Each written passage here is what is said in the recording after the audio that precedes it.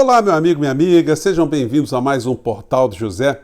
E aí, você já comprou a sua pipoca para o dia 7 de setembro, comemorar o Dia da Pátria, assistindo o exército de frustrados que o presidente da República está criando e nem estão se dando conta, essas pessoas que estão formando esse exército? Pois bem, a gente vai conversar aqui como é que vai se dar essa frustração, o que é que vai acontecer. E aqui a gente tem se colocado um tanto ou quanto na contramão de muitos analistas, né, que têm colocado um medo exagerado de uma ruptura institucional.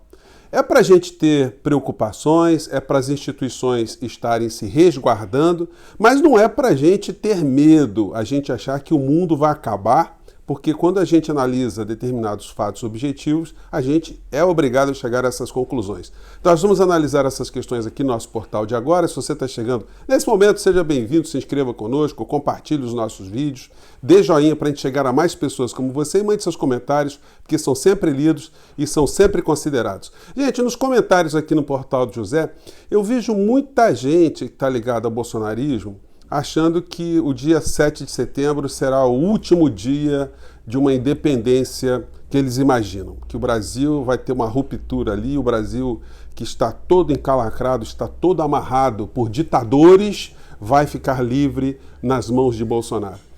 A expectativa exagerada tem um efeito muito cruel, que é a frustração também. Então, essas pessoas, no dia 8, elas vão perceber que não aconteceu absolutamente nada. Diferente do que aconteceu na invasão do Capitólio, vamos lembrar, né? Na invasão do Capitólio, os conspiradores ali trumpistas estavam querendo evitar que fosse proclamada naquele dia a vitória, a consolidação da chapa Joe Biden-Kamala Harris. Então, eles tinham um objetivo prático. E aqui no Brasil? Qual o objetivo dessa gente estar indo para as ruas, se não para defender criminosos? Os criminosos de YouTube, os criminosos que fizeram das igrejas evangélicas, algumas agremiações evangélicas, partidos políticos com ação política concreta. Hoje mesmo, enquanto a gente está conversando aqui, a gente vê nos noticiários que o bispo Malafaia está se encontrando com Alcolumbre, com o senador Alcolumbre, fazendo uma espécie de ameaça velada, dizendo que tem 40% de evangélicos no estado do Alcolumbre, do Amapá, e que eles querem o André Mendonça, terrivelmente evangélico, para compor o terrivelmente supremo que eles querem destruir.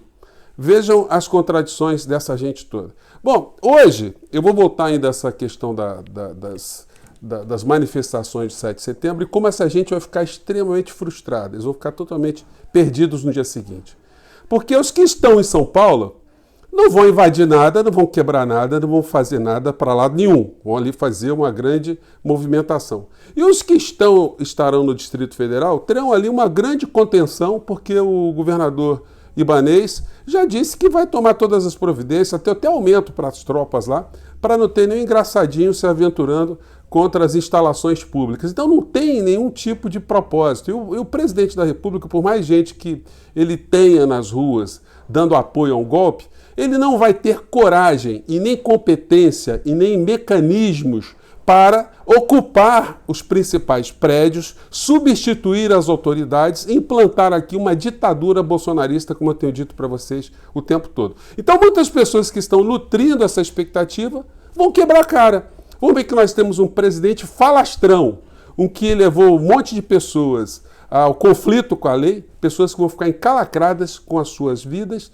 e não vão ter nenhum tipo de solução por conta desse tipo de movimentação. No dia seguinte, nós não teremos o diesel mais barato, a gasolina mais barata, educação para todos, saúde para todos, o motorista de Uber não vai ter o gás, o combustível mais barato, do táxi também não, o caminhoneiro muito menos, ele não vai ter nenhum ganho com essa história, as donas de casa não vão ver o seu gás mais barato, a sua energia elétrica mais barata, as contas de água e esgoto mais baratas. Então, o que redundaria essa situação toda? Então, a frustração dessa gente será muito grande, a não ser para os loucos que vão continuar sendo alimentados pelas falas insanas do presidente da República.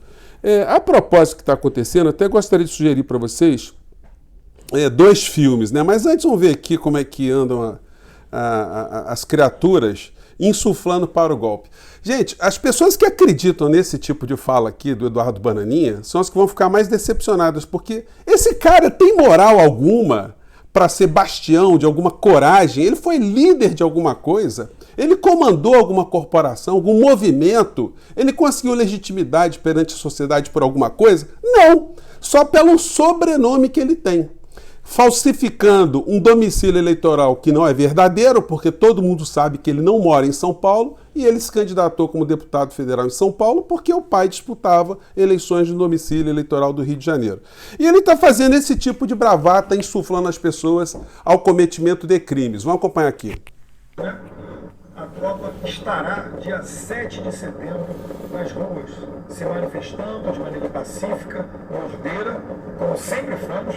Afinal de contas, não só... Aí ele está dizendo, né? Ele parece até o comandante das polícias militares, das tropas, né? As tropas estarão nas ruas no dia 7 de setembro. E aí me lembra, né, o filme que eu estava querendo compartilhar com vocês. Eu quero falar também como chama, da Sabatina, do Augusto Aras, que merece um capítulo especial, né?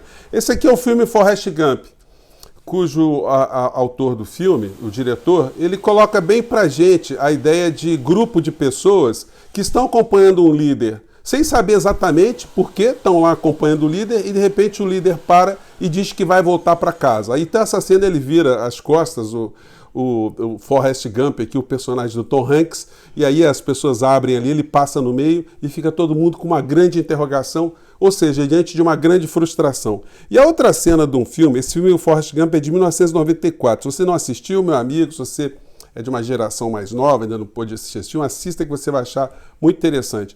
E essa aqui é uma cena do filme Django Livre, do Quentin Tarantino, onde também uma horda de pessoas enlouquecidas estão querendo ali capturar um negro, né, o Django, que é o personagem central do filme, né, nessa história muito interessante do Quentin Tarantino. Só que os golpistas, os perseguidores, aqueles que iriam combater o comunista, nessa metáfora, né, eles ficam absolutamente sem nenhum tipo de meta, sem nenhum tipo de organização, sem nenhum tipo de propósito. O final da história é tragicômico, né? Também é um filme que a gente pode usar como reflexão para esse nosso papo de hoje. Mas na vida real, hoje estávamos tendo lá a sabatina do Augusto Aras. Gente do céu, o que foi aquilo? Gente, eu trabalhei para o Ministério Público do Rio de Janeiro mais de 15 anos. Eu conheci os promotores quase todos das instituições do MP do Rio, de São Paulo, do Rio Grande do Sul, enfim, sempre estava entrevistando algum promotor. O promotor estadual é uma pessoa que lida de fato com perigos muito intensos, quadrilhas, tráfico, enfim, crimes de milícia, de formações de criminosos por todos os lados, traficantes, enfim, são pessoas que enfrentam efetivamente o crime. Os procuradores da República, eles estão num nível onde eles não têm muito esse enfrentamento. É daí que vem Augusto Aras. Augusto Aras é um grande político, filho de políticos, e faz da Procuradoria-Geral da República um ambiente político também. Na sabatina, no entanto, ele foi absolutamente desmoralizado. Não sei qual será a visão que os meios de comunicação farão dessa performance dele, desse comportamento dele ali. Mas foi mostrado para ele uma pessoa que está sendo objeto de várias acusações de improbidade, de descaso, de omissão em relação ao papel constitucional. Isso todo foi exposto pelo senador Fabiano Contarato. E eu quero só colocar um pedaço para vocês aqui, que o rosário de omissões do órgão que deveria cuidar da sociedade é muito grave e muito longo, né? Vamos pegar aqui só um trecho aqui, porque vale a pena. Vamos lá. Está previsto no artigo 283 e é crime de... Aqui o Contarato está elencando os crimes que todo mundo viu e o Augusto Aras, como Procurador-Geral da República, não viu. Ele não viu ainda 575 mil mortos. Isso aí tudo, essas pessoas mortas todas são fruto do acaso. Ele não tem responsabilidade nenhuma. E o Contarato bateu firme nessa tecla, né? Vamos acompanhar aqui. Ação penal pública incondicionada. E o titular é Vossa Excelência. Onde estava a Procuradoria quando presenciou o presidente difundindo a imunidade de rebanho, que é crime de epidemia qualificada, é crime hediondo, também de ação penal pública incondicionada? Onde estava a Procuradoria quando presenciou a existência de um gabinete paralelo dentro do Ministério da Saúde. Nós sabemos que dentro da administração pública não pode haver gabinete paralelo, porque isso é crime de usurpação de função pública, lá do 328 do Código Penal, ação penal pública incondicionada. Onde estava também a Procuradoria quando presenciou o presidente se recusando a adquirir vacinas da Pfizer 101 vezes? Isso é prevaricação previsto no artigo 319. Onde estava a Procuradoria quando presenciou a omissão do presidente na crise de Manaus? As pessoas morreram por asfixia. Asfixia é uma das formas qualificadas de homicídio, está expressa no artigo 121. Matar alguém, parágrafo 2º, se o crime é praticado, inciso 3º, com emprego de veneno, fogo explosivo, asfixia, tortura ou outro meio insidioso ou cruel que possa resultar perigo comum. Onde estava também a Procuradoria da República quando surgiu indícios de irregularidades na aquisição da Covaxin? Cogita-se até corrupção passiva, expressa no artigo 317 do Código Penal para funcionário e corrupção para quem não seja funcionário. A Procuradoria também, com todo respeito, deveria se manifestar quando presenciou, por exemplo, o presidente não fazendo uso de máscaras, não utilizando álcool em gel e sem fazer distanciamento social. Isso é infração de medida administrativa preventiva. E aqui eu quero fazer uma ressalva, que nesse caso das máscaras, senhor procurador, doutor Augusto Aras, eu lembro que o senhor assinou a portaria 825 de 2020, cujo artigo 6º, 2, estabelece, aspas, proibição de acesso e de permanência de qualquer pessoa que não esteja utilizando máscaras de proteção facial, fecha aspas, para ingresso nas dependências da Procuradoria-Geral da República. Vossa Excelência que assinou essa portaria. Por que essa determinação de proteção destinada aos membros e servidores do MP na portaria 825 não vale para os milhares de brasileiros, cidadãos brasileiros expostos a riscos da doença pelo presidente da República? Na visão de Vossa Excelência, a conduta de não utilizar máscaras e causar aglomeração pode configurar, em tese, o crime de epidemia do 267 ou infração de medida sanitária preventiva? Olha, me perdoe, mas 575 mil pessoas morreram. Senhor procurador, olhando nos olhos do senhor, eu perdi uma parente de 44 anos nessa pandemia também. Eu nunca vi o presidente percorrendo os hospitais, se solidarizando com as famílias. Eu nunca vi o presidente falando, olha, usem máscara, acreditem na ciência, usem álcool em gel, não vamos aglomerar.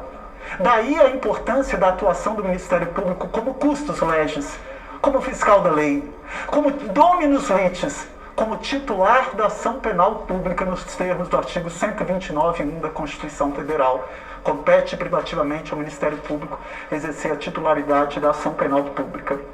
Ora, onde estava também a Procuradoria quando surgiu esses indícios de compra da AstraZeneca com as negociações espúrias, que isso é no mínimo um estelionato, expresso no artigo 171, obter vantagem indevida, induzindo ou mantendo alguém em erro mediante artifício ardil ou qualquer outro meio fraudulento, pena, reclusão de 1 a 5 anos em multa. Onde estava também a Procuradoria quando presenciou o presidente da República usando dados falsos no Tribunal de Contas da União para minimizar a pandemia? Isso é, no mínimo, um crime de uso de documento falso ou de documento falso do 297 e do 304. Sem falar, senhor procurador, nos crimes políticos e de responsabilidades previstos tanto no artigo 85.7 da Constituição, como na Lei 1079 de 51. Eu queria aqui deixar claro que nós temos outro momento grave no Brasil, que é uma crise política. Quando vemos o presidente, o senhor também é egresso, assim como eu, da Ordem dos Advogados do Brasil. O presidente da República atacando a Ordem dos Advogados do Brasil. Nós presenciamos... Gente, aí assim, eu vou colocar para vocês esse vídeo, vou colocar na descrição a minutagem de como essa fala aqui do senador Fabiano Contarato. E Augusto Aras ficou totalmente desmoralizado. O Contarato disse, a história vai mostrar o que fez a Procuradoria da República do nosso país nesse período que morreram tantas pessoas aqui no nosso país. O Augusto Aras tentou dar uma rebatida ali, dizendo, olha, eu não posso fiscalizar a máscara do presidente, máscara é uma infração administrativa, e o Contarato fala, me desculpe, nós não estamos falando do cidadão comum, nós estamos falando do presidente do nosso país, que inspira as pessoas de uma maneira geral. E isso tem uma responsabilidade muito grande. Então, gente, nós estamos vendo a situação onde, infelizmente, o Procurador-Geral da República é uma figura política que está dando apoio ao presidente da República, como a gente nunca viu na história da nossa nação. A gente vai ter essa figura responsabilizada mais à frente administrativamente, criminalmente, e ele fez uma promessa. Ele disse que o relatório da CPI, apontando as responsabilidades dos culpados, que ele vai fazer aquilo que está mandando a lei. Se ele fizer aquilo que está mandando a lei, o Bolsonaro pode reservar um lugar na cadeia, porque ele vai ficar muito tempo na cadeia junto com seus filhos, conspiradores, que estão atuando contra o Estado de Direito, contra as leis. E no dia 8, prepare-se você, meu amigo, porque nós estaremos diante de um grande exército de frustrados. Haja remédio, haja tranquilizante, haja bebida alcoólica para aplacar tanta frustração desse exército de frustrados que não vai romper com absolutamente nada, não há menor sentido, não há menor apoio, não há nenhum tipo de base para acontecer esse tipo de situação. Eu fico por aqui, a gente volta no nosso próximo encontro, porque assuntos do nosso país não faltam, né, gente? Um grande abraço, até o próximo encontro. Tchau.